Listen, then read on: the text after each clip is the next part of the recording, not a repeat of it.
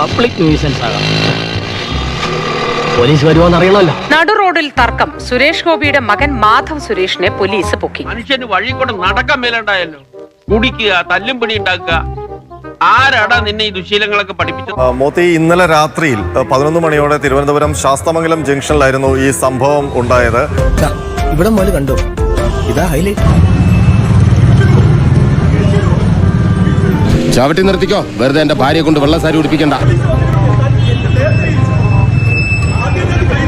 എന്റെ കർത്താവേ, എന്നാൽ ഈ ഉതുപ്പ് പ്രസിഡന്റിന് തന്നെ പറ്റിയേ കഴപ്പ്.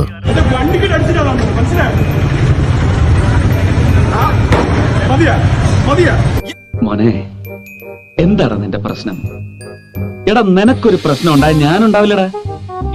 നിനക്ക് എന്റെ പ്രശ്നം എന്താണെന്നറിയോ? എന്താണോ? തിന്നട്ടെല്ലിന്റെ കുത്തൽ. അഴുക്കച്ചെറുക്കൻ തന്തേക്കാൾ മോശം.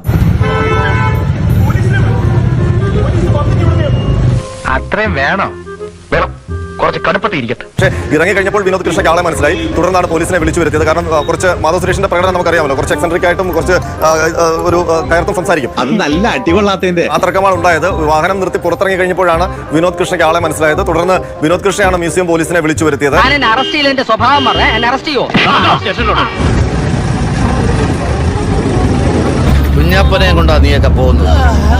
ഇതിന് വില കൊടുക്കേണ്ടി വരും. എന്റെ ഡാഡി പറഞ്ഞാലുണ്ടല്ലോ, ഒറ്റണത്തിനെ പറഞ്ഞു വിടില്ലട്ടാ. ഈ സൈസ് ഡയലോഗിന് ഏളക്കിയാലുണ്ടല്ല തച്ച് നാട് ബാൻഡ് ആക്കിയിട്ട് സൂളമാണ്. പോയിട്ട് വരാം.